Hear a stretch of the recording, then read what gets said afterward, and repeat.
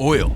It's the lifeblood of modern civilization, fueling industries, powering economies, and shaping geopolitics. But as the world hurtles towards a future driven by renewable energy, Saudi Arabia finds itself at a crossroads. Picture this: a world where oil demand hits its peak, where electric cars dominate the streets, and where renewable energy reigns supreme. That's the future the International Energy Agency paints, a future where oil dominance wanes, potentially by as soon as 2028. Now, don't get me wrong, oil isn't disappearing overnight. It's the raw material for everything from your polyester shirt to life-saving medications. But make no mistake, the global shift away from oil is underway. The EU and Japan pledged to go all-electric by 2035. America and China are pouring billions into renewable energy. It's clear, the era of oil supremacy is on borrowed time. But if there's one person sweating bullets over this shift, it's Mohammed bin Salman, the Crown Prince of Saudi Arabia. Why? Well, besides the towering skyscrapers and vast deserts, Saudi Arabia sits on an ocean of oil, nearly a fifth of the world's proven reserves. Let's put it into perspective. Saudi Arabia's Ghawar Fields, the largest onshore oil field, could pump out enough black gold to rival entire countries, and it's not alone. Safaniya, the largest offshore field, and Abqaiq, the world's largest oil processing facility, makes Saudi Arabia an oil titan. Here's the kicker. Saudi oil is dirt cheap to extract, around $4 a barrel compared to the $40 it costs to frack shale in America.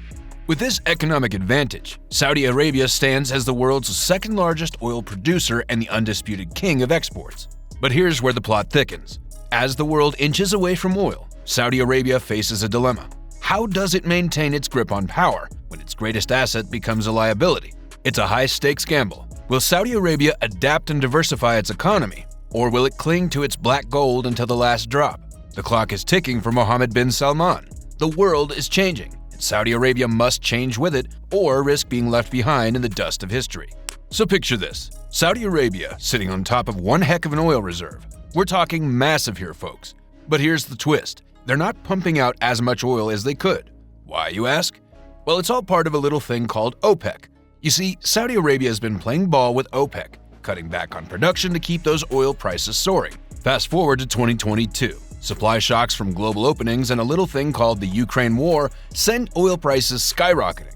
And guess who's raking in the dough? That's right, Saudi Aramco, the big daddy of all state-owned oil companies, reporting a jaw-dropping $161 billion in profits. I mean, come on, even Apple would envy those numbers. Saudi Arabia is dancing on a tightrope here. They're like that guy at the casino who's all in on red. Why?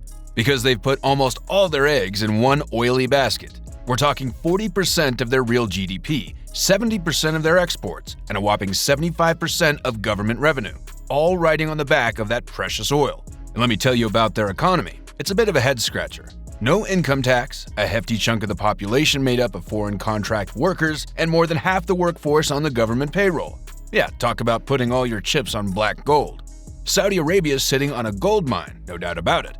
But with the world inching towards renewable energy and oil prices playing a game of roulette, the Saudis are staring down the barrel of uncertainty. Will they stick to their oil guns and ride it out, or will they diversify their economy and hedge their bets? It's a high-stakes gamble, my friends, and the clock is ticking.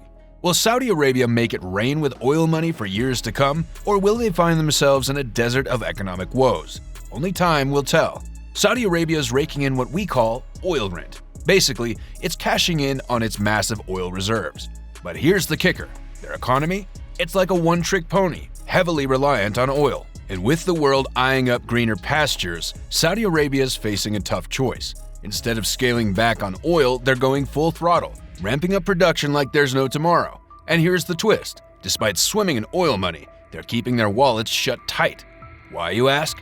Well, they're gearing up for one heck of a gamble. They're aiming to become a regional powerhouse in finance and logistics, with cities like Riyadh and Jeddah leading the charge. And when it comes to science, they're leaving no stone unturned, investing in everything from AI to flying cars. They're not just building for themselves, they're rolling out the red carpet for tourists, with jaw-dropping attractions like the Jeddah Tower, set to be the tallest building in the world. And NEOM, a futuristic city straight out of a sci-fi movie. Imagine this, a ski resort in the desert, a cube hosting a mini-city, and a dopamine paradise where you can indulge in everything from water parks to esports stadiums. I mean, talk about pulling out all the stops. We're talking about a whopping 170 kilometers of futuristic cityscape. Why, you ask? Brace yourselves. Because Saudi Arabia is aiming to lure in a cool 100 million tourists annually by 2030. And get this, they want these tourism bucks to make up at least 10% of their GDP. That's some serious cash. But hold on, it's not just about building a city. Saudi Arabia is looking to shake things up, spreading the tourism love beyond the holy city of Mecca. Sure, Mecca's got its draw for Muslim pilgrims, but Saudi Arabia wants to diversify its tourism portfolio. Mohammed bin Salman himself admits that Saudi Arabia is hooked on oil. And Vision 2030? It's the antidote they're betting on. Diversifying the economy isn't just about growth, it's about national security. Enter the private sector, Saudi Arabia's golden ticket to financial independence. They're rolling out the red carpet for businesses, whether it's encouraging women to join the workforce, wooing foreign investors, or just splashing cash left, right, and center. But here's where it gets tricky. When money's no object, how do you know what's actually working? Throw enough cash at anything and it's bound to look profitable. And let's not forget, all this money ultimately traces back to those oil reserves. Enter the Public Investment Fund, Saudi Arabia's Hail Mary pass. With over $700 billion in assets, this behemoth of a fund is their ticket out of the oil rut.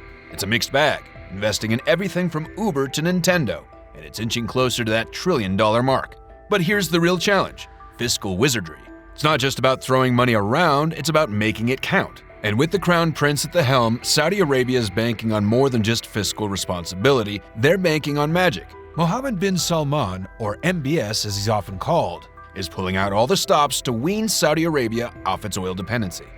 And one of his biggest weapons in this fight? The Public Investment Fund, or PIF for short. And what do they do with all this cash? Well, they're investing in the future, my friends. Infrastructure, healthcare, education, you name it. The goal? To create a more diversified and resilient economy. One that's not so dang reliant on black gold. But here's where it gets interesting. The Saudi royal family isn't just sitting on their hands. Oh no, they're flexing their financial muscles on a global scale. From tech giants to video game companies, from electric vehicles to travel. You name it, they've got their fingers in the pie. Saudi Arabia is sitting pretty on a sea of oil, but instead of clinging to the old ways, they're looking towards a bold new future.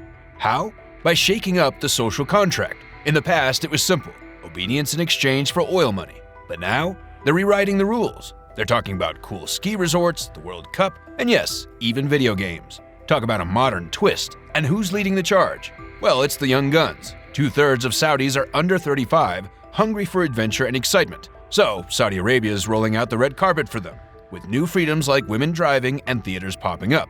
But here's the kicker. It's not just about having a good time, it's about getting to work. You see, Saudi Arabia's got a workforce problem. Too many folks lounging in cushy government jobs, not enough skilled workers driving the economy forward. So what's the plan? It's all about upskilling, baby. They're pumping billions into industries like AI, EVs, and petrochemicals, hoping to spark innovation and create a nation of high achievers. But here's the catch. They need a way to measure success. Back in East Asia, exports were the yardstick, but for Saudi Arabia, it's a whole new ballgame. They need to figure out how to track progress without relying on oil money. And that's where the gamble comes in. They're betting big on becoming a highly skilled economy by 2030. It's a bold move, but if they pull it off, it could pay off big time. Now, I know what you're thinking. What about the people? Well, that's the million-dollar question. Will this gamble trickle down to the average Saudi? Or will it be a case of all show and no dough? Thanks for watching. I hope you enjoyed the video. Please like, subscribe, and share your thoughts in the comments.